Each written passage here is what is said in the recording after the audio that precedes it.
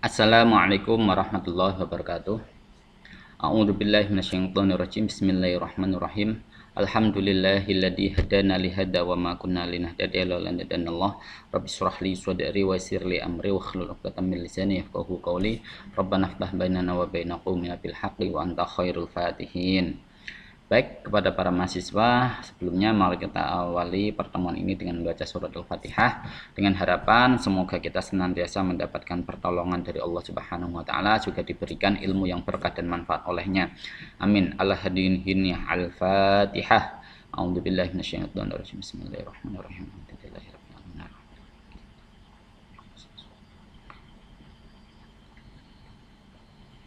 Oke, baik, terima kasih. Gimana kabarnya? Baik ya, alhamdulillah. Semoga kita selalu mendapatkan kesehatan darinya. Amin. Baik, untuk pertemuan ini saya akan berbicara terkait dengan konteks sosioantropologis perkembangan studi hadis di Indonesia. Setelah kita berbicara terkait dengan perkembangan kanonisasi hadis, perkembangan syarah hadis beserta konteks sosiohistorisnya, maka kita langsung pindah ke Indonesia. Kenapa begitu, Pak? Karena di Indonesia ini termasuk negara yang mayoritas penduduknya berpaham Islam, menganut agama Islam. Hal ini tidak terlepas dari perjuangan para ulama pendahulu kita di Indonesia, ya, dalam menyebarkan agama Islam di Indonesia sejak abad ke-13-14. Di situ banyak sejarah yang menceritakan bagaimana proses masuknya Islam di Indonesia, dan di sana juga banyak literatur terkait dengan jaringan ulama Nusantara dari Timur Tengah ke Indonesia itu sendiri. Anda bisa membaca tulisannya beliau Prof. Dr. Abdurrahman Mas'ud dan juga Profesor Azumat Azra. Di sana dijelaskan bagaimana konteks perkembangan Islam di Indonesia yang dilacak dari genealogi dan jaringan ulama Nusantara ini dari Timur Tengah itu dari mana saja. Ini kemudian dilacak oleh beliau berdua. Namun untuk kesempatan kali ini saya fokus terkait dengan kajian hadisnya. Oke, terkait dengan kajian hadisnya. Nah, dalam konteks ini saya mengangkat artikel jurnal saya yang kebetulan dipublish di jurnal Usuluddin UIN Syarif Qasim Riau yang saya beri judul The Teaching of Religious Moderation in the Arba'in Hadits of Mahfud At-Tarmasi and the Arba'in Hadits of Hasyim Asy'ari. Hanya saja di sini saya tidak akan fokus pada hadis arba'innya, ya, bahkan ke temanya, tetapi bagaimana konteks munculnya hadis itu sendiri. Nah, karena di dalam satu bab ini saya sebelum membahas yang sini, saya akan berbicara terkait dengan masuknya kajian hadis di Indonesia yang memang dipelopori oleh Nuruddin Ar-Rani ini dalam kitab Hidayatul Habib fit Targhib wa Tarhib, ya.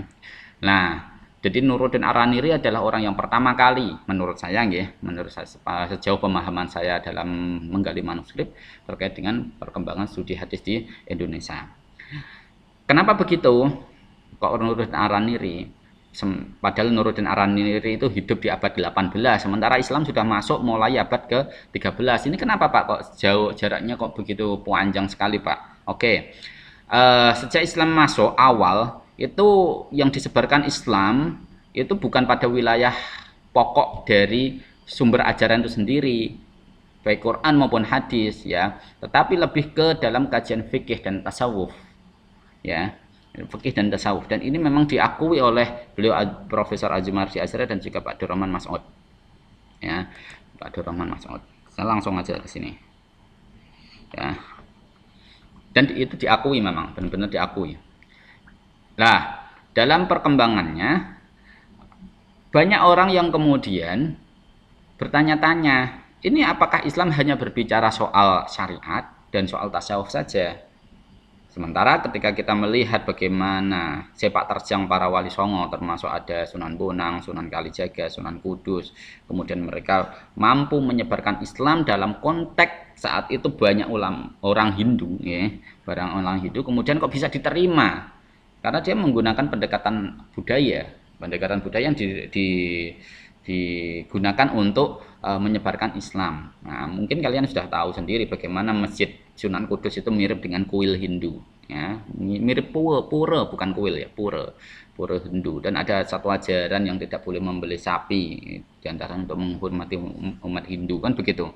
Nah itu, jadi memang sudah ada, tetapi pada perkembangan berikutnya ini banyak yang berbicara soal fikih dan tasawuf. Bahkan itu sudah menjadi kurikulum di pesantren. Ya, karena pesantren ini memang jadi ciri khas model pendidikan di Nusantara itu sendiri. Jadi bukan model pendidikan ala yang sangat formal seperti Barat atau apa, tidak. Indonesia baru mulai mengenal pendidikan formal itu ketika Belanda masuk. Tapi yang memang origin asli dari sistem pendidikan di Indonesia ya pesantren itu. Nah, sistem pesantren. Mungkin kalian ada yang sudah pernah makan garam di pesantren, ya. Maksudnya bukan makan garam beneran ya, maksudnya mengaji, ya, mengaji di pesantren. Bahkan mungkin sampai saat ini ada yang masih tetap di pesantren, kan begitu. Nah, itu awalnya hanya fokus itu saja. Bahkan ketika Nuruddin Ar-Raniri itu mulai masuk, ya, itu juga kurikulum pesantren belum mengakomodir terkait dengan kajian hadis, belum. Nuruddin Ar-Raniri ini sendiri, dia itu memerintahkan kepada salah satu muridnya, misalkan siapa, Al-Qurani, ya, Ibrahim Al-Qurani, ya, itu kan dia menulis tentang kitab Ithafud Daki. Ithafud Daki juga berbicara tentang tasawuf, juga terkait dengan tasawuf. Ketika banyak gerakan purifikasi, back to the Quran and the Sunnah. Nah itu, gerakan purifikasi itu mulai muncul. Bahkan banyak amalan-amalan yang kemudian ditolak gara-gara tidak sesuai dengan narasi Quran maupun narasi hadis. Akhirnya kemudian dimunculkanlah kitab Ithafud Daki itu sendiri. Nah, terus jadi dalam kajian hadis ini tidak berdiri sendiri, masih menjadi bagian dalam kajian syariat, kalau dalam konteks ini kajian tasawuf. Dalam konteks ini kajian tasawuf, belum menjadi bagian dari tidak independen, tidak menjadi bagian dari studi hadis itu sendiri, belum. Jadi masih menjadi bagian. Bahkan dalam kajian syariat pun sama. Jadi misalkan kalau kitab-kitab yang ada di dalam pesantren, misalkan kayak Fathul Qorib, Fathul Mu'in, I'anah, dan yang lain-lain, itu benar menyinggung masalah hadis, ya.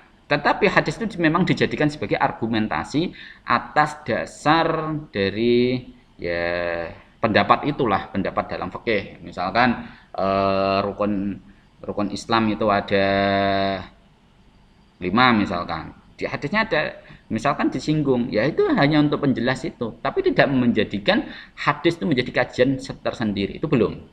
Sampai ketika Nuruddin Ar-Raniri ini membuat kitab Hidayatul Habib fi Targhib wa Tarhib. Hanya saja kitab ini kemudian belum begitu familiar, bahkan tidak terkenal di Indonesia. Karena apa? Karena manuskripnya malah justru tidak ada di Indonesia, padahal dia itu ditulis di Aceh. Manuskripnya malah saya temukan di Malaysia. Ya, jadi naskah itu sudah disebutkan di Malaysia. Jadi kalau mau meneliti tentang itu kita bisa lari ke Malaysia dulu, kan begitu. Nah itu karya tulis yang ditulis oleh orang asli Indonesia terkait dengan kitab kajian hadis. Nah itu. Nah dalam konteks ini, ya, setelah itu mulai muncul, ternyata Indonesia mengalami masa penjajahan. Masa kolonialisme Belanda yang cukup lama, 350 tahun, bahkan habis itu langsung ditindaklanjuti oleh Jepang. Ada Inggris juga yang sempat masuk, hanya saja sebentar saja, Portugis juga, kan begitu.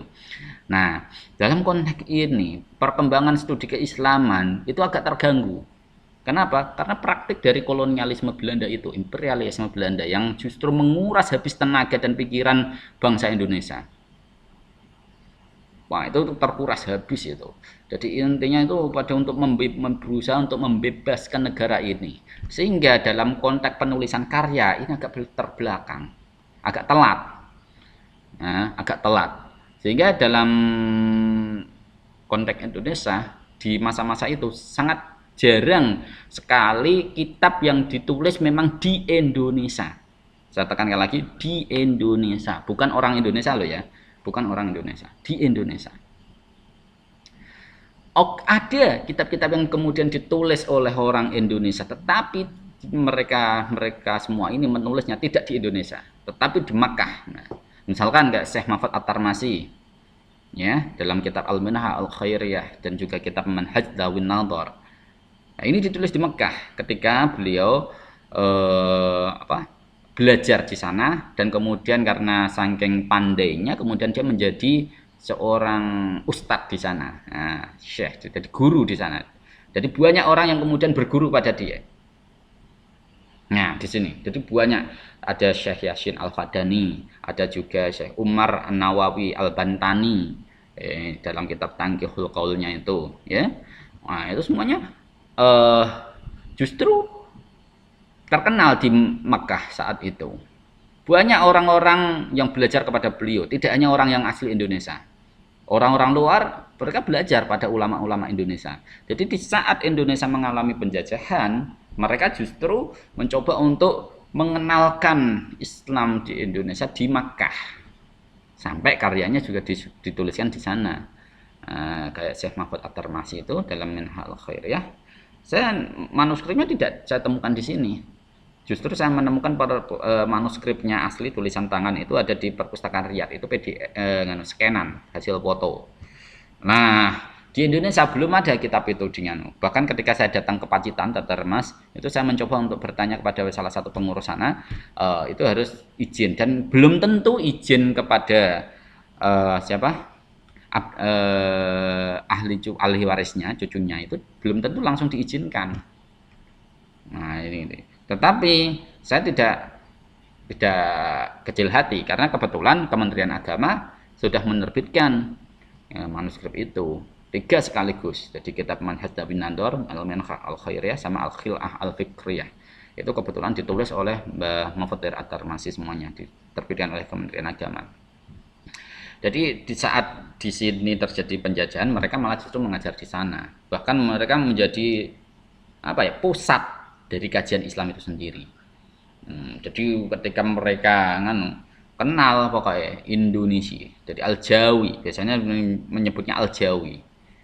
Jadi ketika disebut Al-Jawi, wah langsung terkenal, hebat. Ini adalah orang hebat.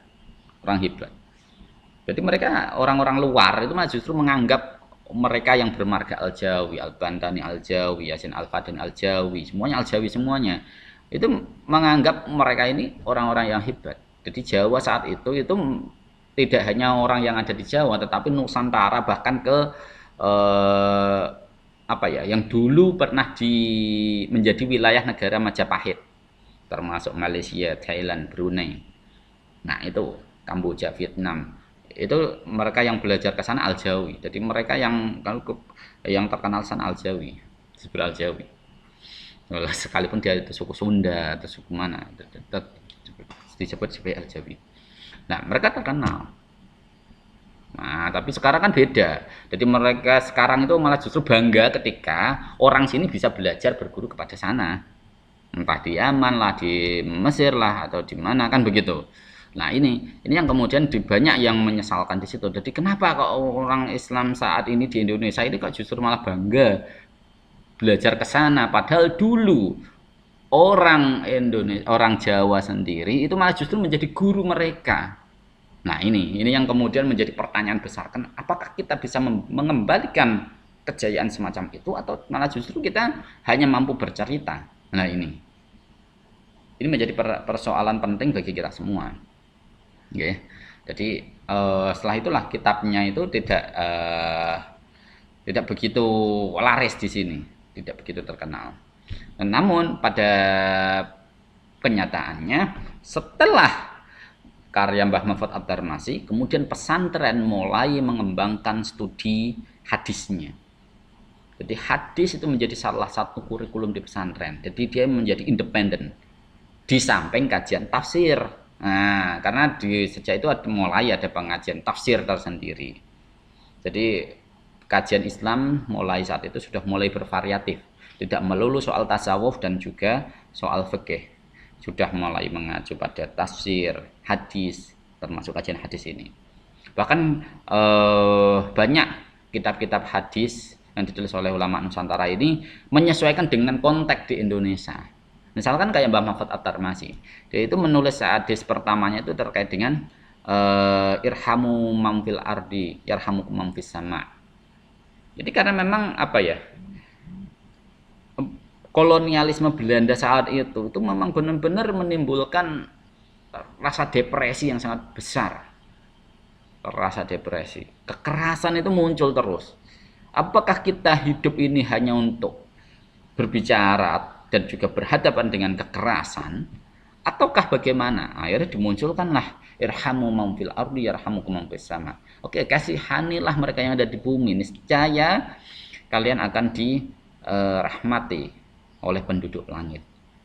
Ini mengindikasikan bahwa ada ajaran tentang apa ya, ibaratnya moderasi beragama. Bagaimana mereka itu bersifat lunak, moralitas itu menjadi tolak ukur, menjadi apa ya, pionir, menjadi sesuatu yang harus menjadi sebuah keniscayaan yang harus dilakukan. Yalah, mereka juga sama-sama manusia lah, kan begitu. Nah itu salah satu contoh. Jadi di sini memiliki keunikan tersendiri. Belum lagi ke karya muridnya Mbah Hasyim Asy'ari dalam berjudul tentang Arba'una Hadisan Tata'allaqu bimabadi Jam'iyatin Nahdlatul Ulama. Loh Pak, kok ada judulnya Nahdlatul Ulama Pak? Ya, karena kita tahu bahwa Mbah Hasyim Asy'ari itu sendiri selain dia sebagai tokoh pendiri NU, dia juga sebagai ulama hadis. Ulama hadis. Karya kitabnya tentang hadis banyak, termasuk tadi. Bahkan hadis-hadis yang dikumpulkan ini, ya, ini memang sengaja ditulis untuk mendukung amaliyah-amaliyah NU yang saat itu sudah mulai masuk gerakan-gerakan takfirisme ala Wahabi. Nah itu tahlilan bid'ah, khurafat, tahayyul dan seterusnya. Nggak ada zaman modern Nabi kan begitu. Wah, ini kemudian dimunculkan hadis-hadis tentang arba'una hadisan tata'allaqu bimabadi jam'iyatin Nahdlatul Ulama. Di situ ada dalil-dalilnya. Nah, ini jadi memang karya kitab hadisnya Mbah Hasyim Asy'ari saat itu memang konteksnya adalah untuk mendukung bagaimana amaliyah-amaliyah NU ini tetap eksis. Nah, itu. Jadi beda-beda. Jadi konteks sosiologisnya beda-beda. Jadi jangan disamakan semuanya ya. Sekalipun antara Mbah Mahfud Tirmas dan Mbah Hasyim Asy'ari ini sama-sama guru murid ya. Tetapi dalam penulisannya mereka memiliki ciri khas yang berbeda karena konteks sosiologisnya memang berbeda. Masyarakat yang dihadapi berbeda. Mbah Hasyim Asy'ari mereka memang sekalipun pernah belajar dengan, tapi dia kan kembali lagi ke Indonesia. Tidak. Kalau Mbah Mahfud Tirmas dia meninggal di sana. Nah, beliau meninggal di Makkah dan kemudian dia dimakamkan di Makkah juga. Dan seperti itu. Nah ini, jadi konteks penulisan hadis saat itu memang sangat dipengaruhi oleh kondisi sosiologis, antropologis pada masa itu sendiri. Jadi tidak serta-merta sangat bangga nulis seperti yang dinyatakan misalkan di dalam kitab Al-Minhaj Al-Khairiyah itu disebutkan hada hadisun musalsalun min kutubus sittah wa min sulasiyatul Bukhari, kan begitu. Jadi ini hadis yang saya tulis di sini semuanya dijamin musalsal sampai pada Nabi, yang saya ambilkan dari atrof min ujung dari kitab kutubus sittah. Jadi ujung paling awal dari kitab Sahih Bukhari dan ujung paling akhir dari kitab Sahih Bukhari. Juga ujung paling awal dari kitab Sahih Muslim dan paling akhir kitab Sahih Muslim. Hingga pada kitab Sunan Tirmidzi, Ibnu Majah dan yang lain-lainnya itu sendiri. Nah itu yang kemudian dikembangkan, diklaim. Tetapi lebih luas dari itu kita melihat konteksnya. Kapan Mbah Mahfud At-Tarmasi ini hidup dan kemudian bagaimana pengembaraan dia ini juga kita harus lihat. Nah disinilah kita tahu ternyata konteks sosioantropologis dari penulisan hadis ini seperti itu. Jadi tidak hanya sebatas yang ada di dalam tulisan muqaddimah dari kitab itu, tidak, tapi kita akan melihat secara makro lebih luas dari itu. Nah paham ya? Jadi Seperti itulah kira-kira konteks penulisan hadis era awal. Nanti akan kita lanjut ke era berikutnya, misalkan nanti dalam konteks kekinian, bagaimana kemudian muncul banyak teori tentang kajian hadis, mulai dari bagaimana kemudian mereka mengenal orientalisme dalam hadis, kemudian mereka mengenal living hadis, bahkan sekarang ada digital hadis. Digital hadis ini menjadi sesuatu yang menarik kita lihat, kenapa perkembangan seperti itu. Nah, itulah. Nah, saya tidak panjang lebar saja dah, kira-kira ini cukup bagi kalian. Silahkan di review, diberikan refleksi terkait dengan materi yang saya berikan ini ya. Kurang lebihnya saya mohon maaf yang sebesar-besarnya. Akhirul kalam, wassalamualaikum warahmatullahi wabarakatuh.